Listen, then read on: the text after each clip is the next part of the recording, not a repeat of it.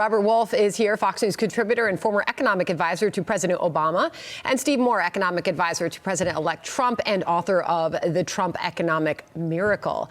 Steve, I'll start with you first. So what is President-elect Trump's strategy here? What do you know so far? Well, Trump did say throughout the campaign that he was going to be the tariff man, and so he is basically moving forward with that agenda. Now, Sandra, you and Robert have known me a long time. I'm much more in the free trade camp. But I will say in certain circumstances, Trump's policies with respect to tariffs make sense. And I'll just give you one example of that.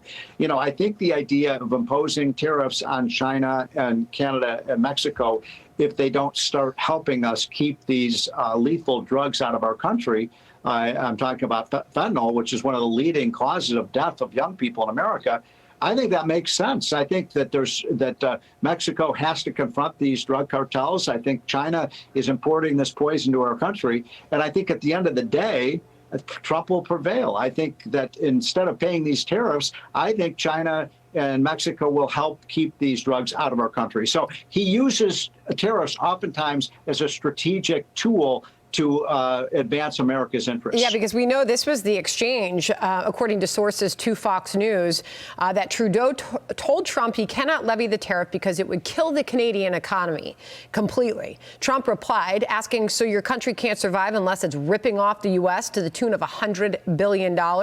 Trump then suggested to Trudeau that Canada become the 51st state, which caused the Prime Minister and others to laugh nervously. Robert, your reaction.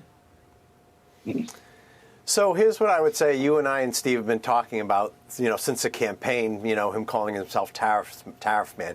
I'm supportive where Steve is. I supported President Trump's USMCA when they changed to NAFTA. So I think we should use the tariffs more prescriptively, not as such a broad and blunt tool.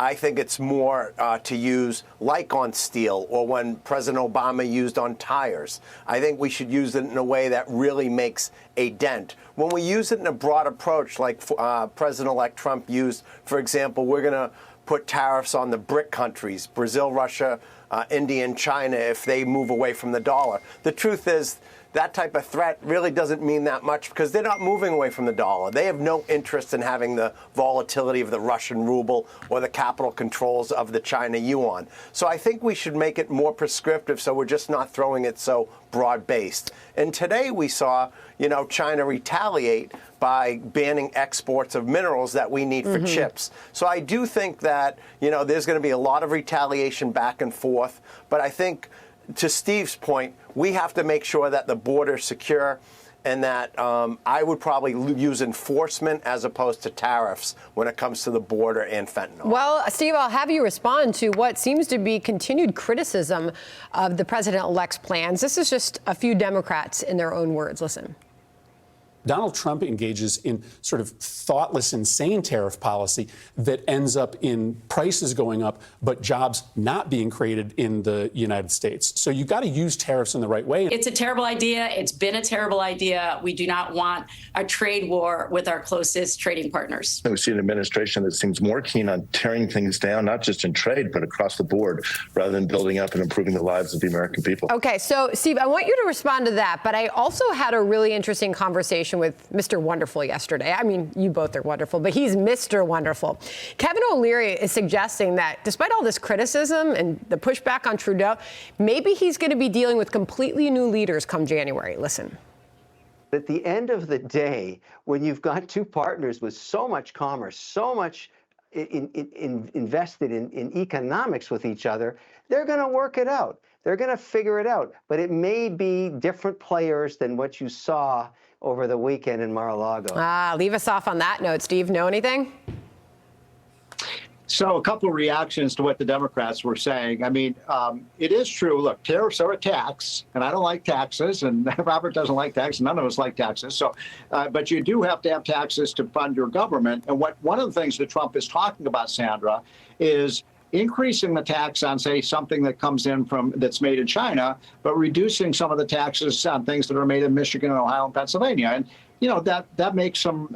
There seems to be a rough justice in that because we prefer to benefit American workers rather than Chinese workers. New but players? When you guys did that little analysis, one just quick thing, when you said that import tariff on Canada would cost Canada $100 billion. Well, actually, let's be honest about that. American consumers, Sandra, would pay for that because they're going to have to pay higher prices for these things. Yeah. So it does impose a cost. But if Trump can do it right and strategically, and I've seen him do it well in his first term, where he got other countries to do things that are America's interest by threatening them with tariffs. Okay. And we'll see what new leaders may emerge. Good to have you both. Robert, Steve, always a pleasure. Thank you. Click here to subscribe to the Fox News YouTube page to catch our hottest interviews and most compelling analysis. You won't get it anywhere else.